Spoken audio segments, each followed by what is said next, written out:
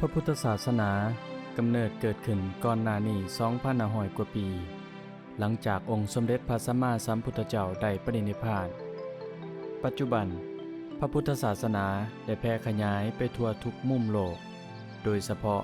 ในดินแดนอาซีและใกล้เคียง ในนั้นประเทศลาวหรือสาธารณรัฐประชาธิปไตยประชาชนลาวเป็นประเทศหนึ่งที่มีประชากร 80 ส่วนห้อยที่นับถือพระพุทธศาสนาในแบบเทรวาสทั่วประเทศ โดยในปีพ.ศ. 2562 นี้องค์การพระพุทธศาสนาแห่งสปป.ลาว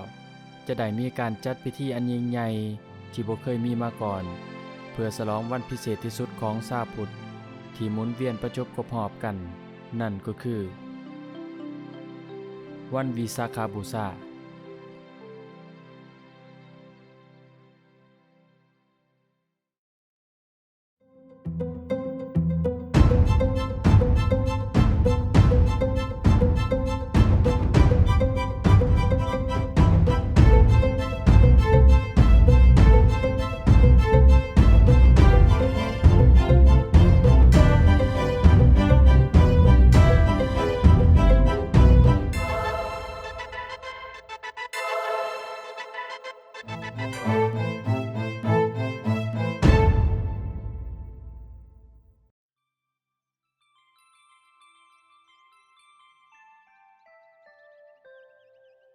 ในเสาร์ของวันพฤหัสขึ้น15 ค่ำเดือน 6กงกับวันที่ 16 พฤษภาคม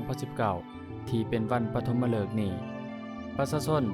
ต่างก็พากันเข้าร่วมงานด้วยการเป็นส่วนหนึ่งเช่นการบริจาคทานน้ำเครื่องดื่มและจตุปัจจัยต่าง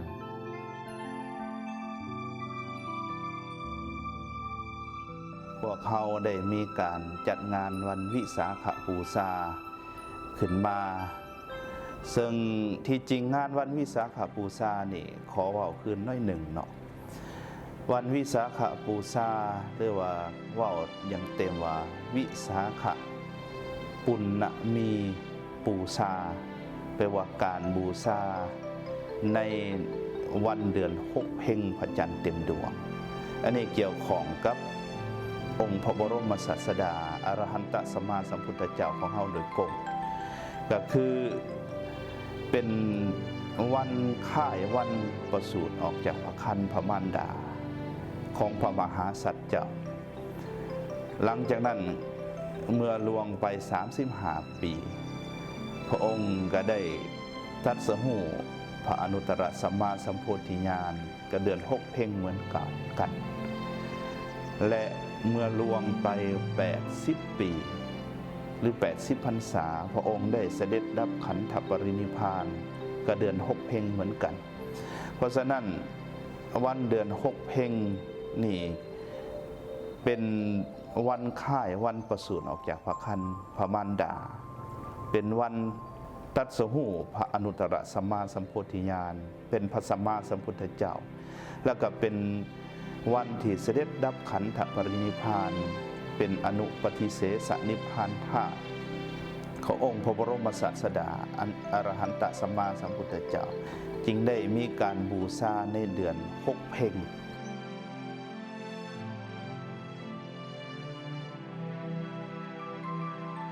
วันวิสาขบูชาได้รับการยอมรับจากองค์การสหประชาชาติให้กำหนดวันวิสาขบูชาเป็นวันสำคัญของโลกเมื่อวันที่ 15 ธันวาคม พ.ศ. 2542 หรือ ค.ศ. 1999 ที่กองประชุมสมัชชาสหประชาชาติสมัยสามัญครั้งที่ 54 ได้ระบุไว้ว่า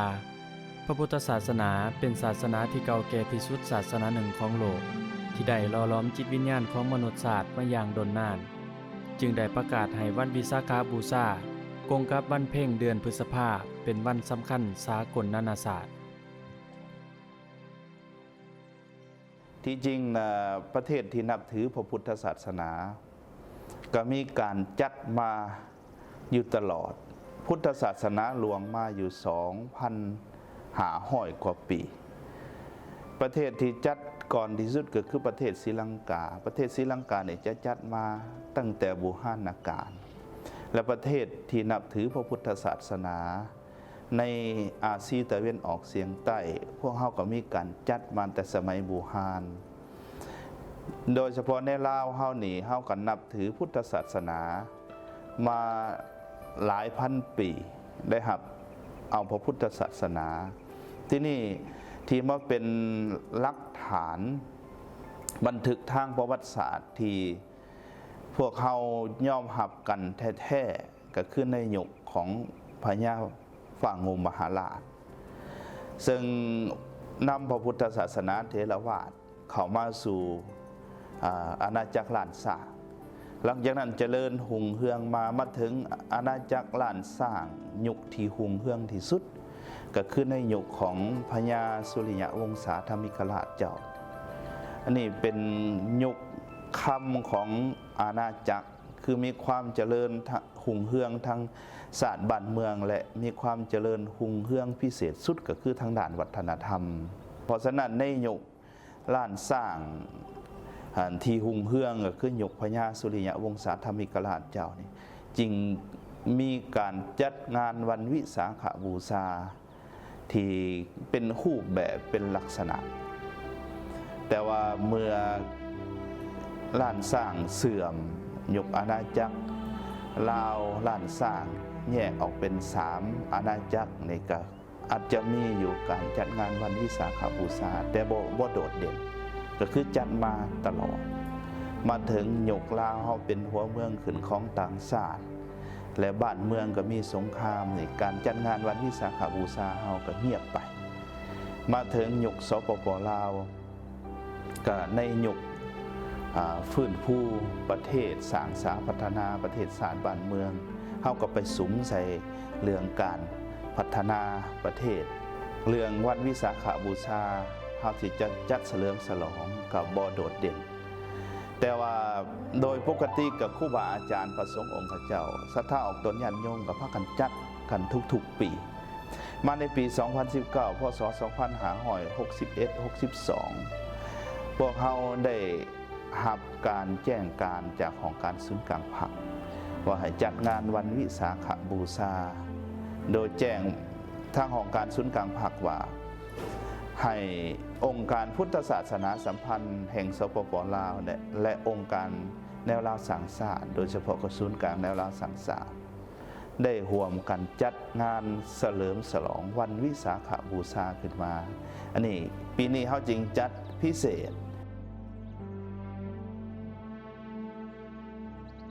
สำหรับการจัดงานปีนี้พวกเขาเฮ็ดอยู่3 มื้อก็คือตั้งแต่ขึ้น13ค่ำจนฮอด15ค่ำก็ในการดำเนินงานตามวาระนั้นเขาก็ได้แบ่งว่ามื้อ13ค่ำขึ้น13ค่ำนั้นเดือน6เขาก็ได้หากะเกียมแล้วก็ไขงานขึ้นญาติโยมทั้งหลายกับโมมาทานห่วมบุญห่วมกุศลตามกำลังศรัทธาตอนแรกก็มีการสวดปริตมงคลฟังธรรมเทศนาแล้วก็ในตอนกลางคืนเพิ่นก็มีการแสดงศิลปะวัฒนธรรมลาวเพื่อรักษาศิลปะวัฒนธรรม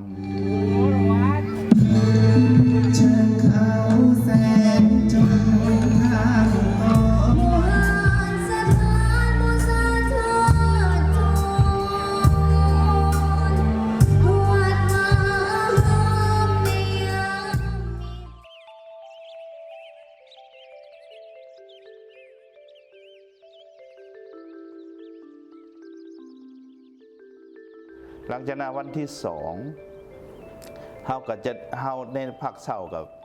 โมทนาทานโดยทั่วไปแต่ว่าเฮาได้เฮ็ดพิธีไขขึ้นอย่างเป็นทางการอยู่ที่หอประชุมแห่งชาติ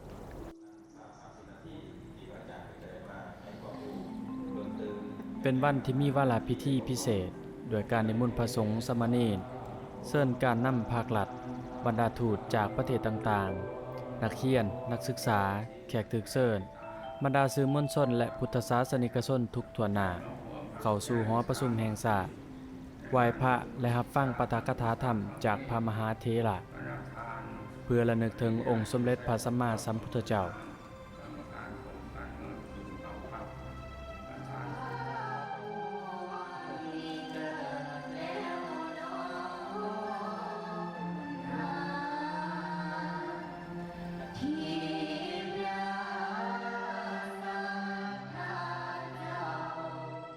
สำหรับการจัดงานวันวิสาขบูชานี่มีผล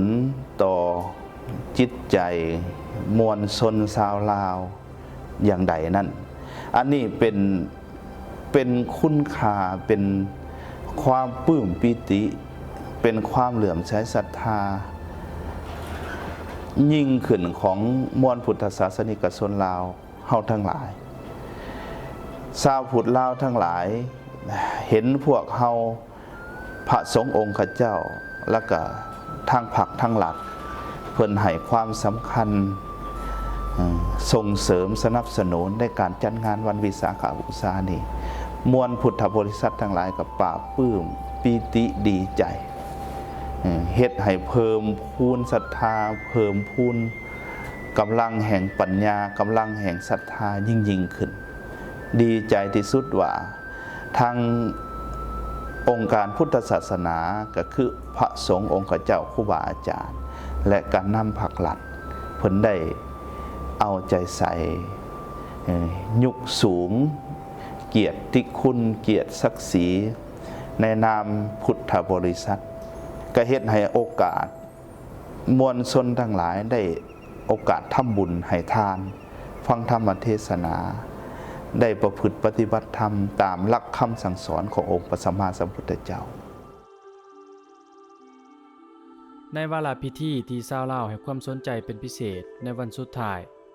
นั่นก็คือการใส่บาตรให้กับพระสงฆ์ที่มาร่วมตัวกันเกือบทั่วประเทศ